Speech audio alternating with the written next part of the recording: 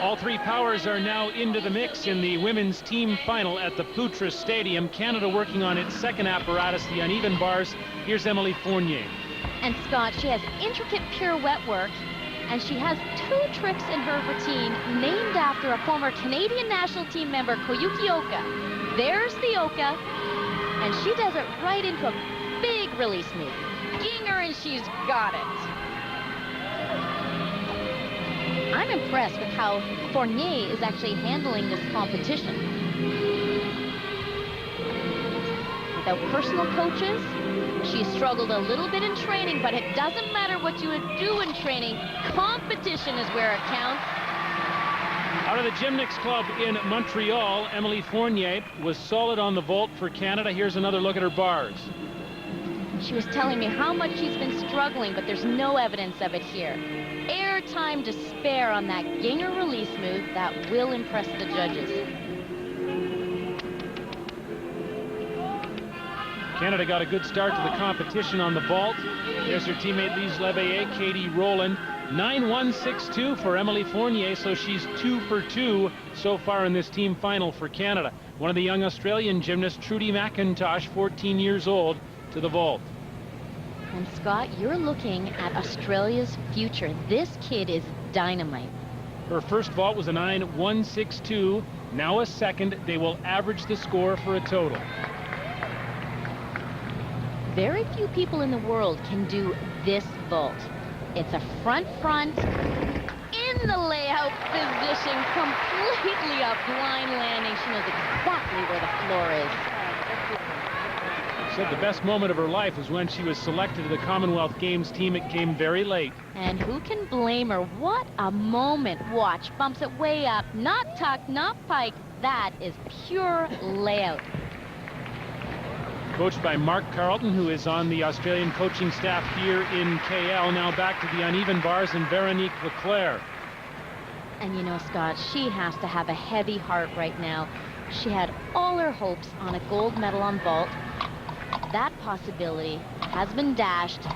Fantastic. Shabashnikova, she is swinging well right now. To be honest, Canada really needed Veronique's vault score, and she knows that.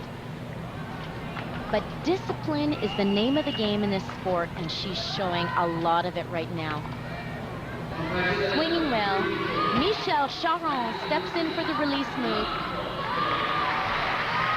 Looking good, winding up. She's got a double layout. There it is. Good for her. Big recovery by the 17-year-old from Granby, Quebec. Huge release move. Has to swing back, reach for that bar. Two bars are so far apart now, Scott. They're out to 150 centimeters, so you've really got to fly to catch it. 9-5-6-2 for Veronique Leclerc of Canada. The second fault for Trudy McIntosh, 9-1-6-2. She averages out at the same 9-1-6-2. Here's her teammate, Zina McLaughlin, second all-around at the Pacific Alliance Championships in Winnipeg, Manitoba, a rising star. And a lot is expected from her. Talk about a psychological test.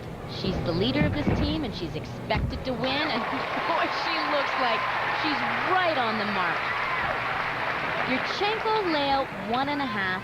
Fantastic start value of 9.8, so you know it's valuable. Bumps it up 1.5. Can't see the floor. Pure anticipation. This year's Australian national champion, Zina McLaughlin. Here's a young Canadian 15-year-old Crystal Gilmore from Cambridge, Ontario, competes under the direction of national team coach Elvira Sadi. And talk about talent plus. Crystal's got every trick in the book planned. Fantastic, Jaeger. Struggles a little bit with execution. That's due to lack of experience. Needs to tighten everything up a little bit. But she's way ahead of the game when it comes to pure trick power. Again, Michelle Charon will step in for safety. Giant full. Tkachev. Oh, she absolutely had the bar. Just slips off at the bottom. And you know, Scott, again, that comes down to experience. She just needs a little bit more of it. Right back up on the bars. She competed this year at the World Youth Games in Moscow. And that was her first international trip. This is her second. Big dismount, double layout. Oh, and again, lack of experience. She just got caught up in that mat. She has to learn to take those landings and absorb the impact. Zina McLaughlin of Australia was a 9.375 on the first vault, and here's the second. Australia's hope for the gold medal in individual all-round. She, too, missed a hand, Scott, and had to completely change her vault. Remember, she did a 1.5 on the first vault. That was only a full. Watch her hands. Right hand slips off the horse completely, and she, too, is lucky to come down safely. 7.612, the second vault, average at 8.493, so the Australian Zina McLaughlin struggles there. Crystal Gilmore, 8.312. There was talent there, but a couple of mistakes from inexperience. All teams have completed at least one now. First scoring indication has England in the lead over Australia and Canada. England enjoying an early lead over Australia in the women's team final. Here's another one of the young Aussies, 14-year-old Elena Slater. Peggy Liddick has really increased the skill level on every event for every athlete. They're pushing for all the big tricks, and that was a beauty. Jaeger, but look, Scott, she's taking an extra swing before her pack salto. That will cost her 3/10. Elena has a lot of talent. And this is a good event for her. Beautiful hop giant full. Got a little caught on the after swing. Hop right to a ginger. There's so much packed into this routine, but like Crystal Gilmore, I think she's struggling with the amount of content. Getting ready for a dismount. Full twisting. Oh, it's too short, Scott. She needs to hold on longer, ride it up in the air, and get that valuable air time to be able to fit it all in. Again, gymnastics when she was only 18 months old. A late addition at the national trials to this Australian team. You can see right here, she's got to hold on a lot longer than that to get up in the air. She's trying to do 2 flips with a full twist. All right. There she is with national coach Peggy Liddick, the former coach of Shannon Miller, the world champion. Now to Crystal Gilmore of Canada, the balance beam. Off to a great start. You know she's going to be disappointed after bars. And this is no event to be dealing with frustration or disappointment.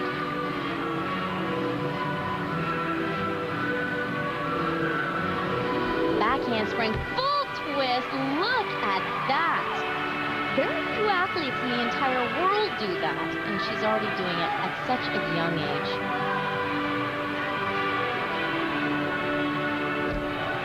Switch split, right into a straddle jump. Straddle 3/4 Shishanova. Showing good composition, Scott. You want the big tricks, but you also need those beautiful jumps.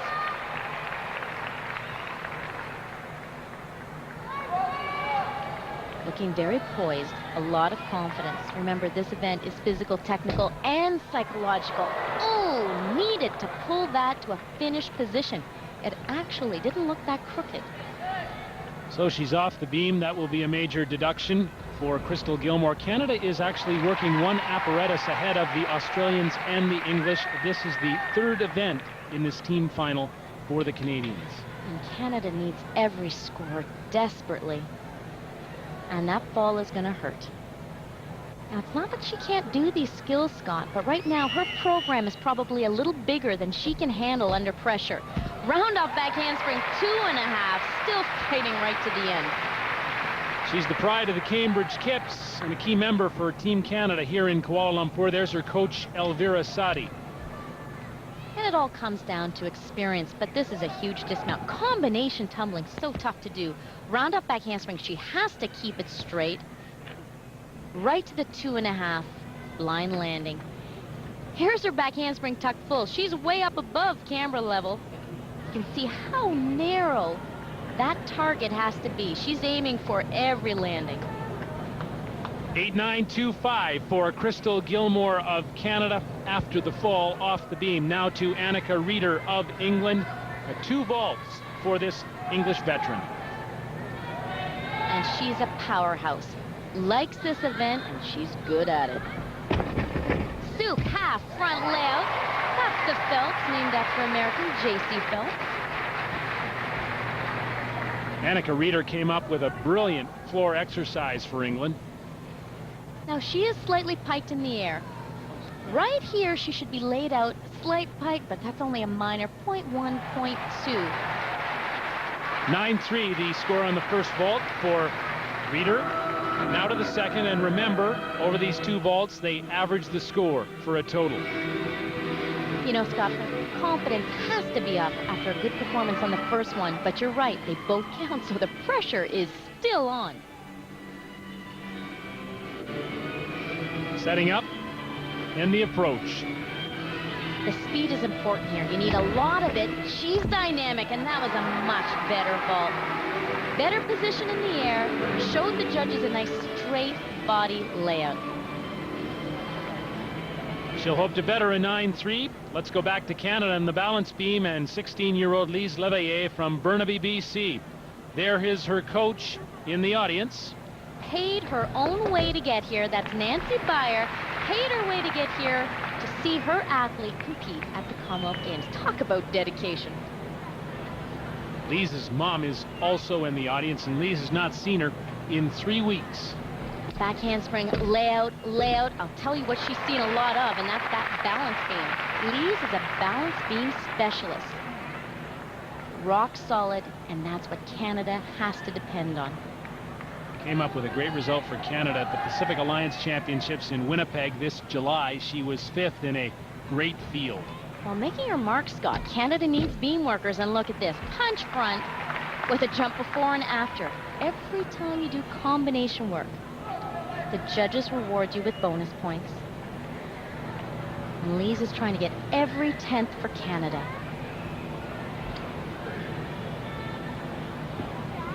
Right now, she's making it look deceivingly easy. And that's her strength. Make it look easy. Make it solid. Now, this is a critical point, Scott. She knows she has a great routine, but the dismount is dangerous if you're not focused. Round off. Double back, she is right on. That is one mentally tough competitor. Her mother's going crazy. Yeah, there's her mom all the way from Burnaby. Sitting in the stands is more nerve-wracking than being on the beam sometimes. You can see Lise is heavily taped in the ankles. A lot of long hours of training go into perfection like that. But this was spectacular. Back handspring, layout, layout. She sees the beam really clearly. Her coaches have done a fantastic job. Lise has done a great job for Canada. We need that score. Playing a specialized role and doing it well. 9-3-5 for Lise Leveillé brings tears to her mom's eyes, and that's just a great sight here at the arena in KL for Canada. Annika Reeder, second vault, 9-3-6-2 to average at 9-3-3-1, so the English veteran rock solid for her team. Zina McLaughlin, a bad second vault for Australia. She has a chance to make up for that on the uneven bars. A lot of pressure on her shoulders, but this is her event. Australia has truly international routines with moves like that. Pike Jaeger. The judges love those high-flying release moves. The amplitude of her swing is just excellent. That means she's always stretched. She's always straight. Beautiful double front half out. Now that's a dismount. Well, Zina McLaughlin is big news in Australia. Clearly the experienced member of this young, up-and-coming team. Pike Jaeger, excellent execution. The judges are going to have to really work hard to find a deduction. Very clean work. And Peggy Liddick likes it. She's going to keep pushing her after that weak vault performance. She's come through on bars. Don't you love that score? 9-5-5-0. All teams have been to 2 events. England clings to the lead over Australia. Canada running a close third, and they're on their way to the floor exercise.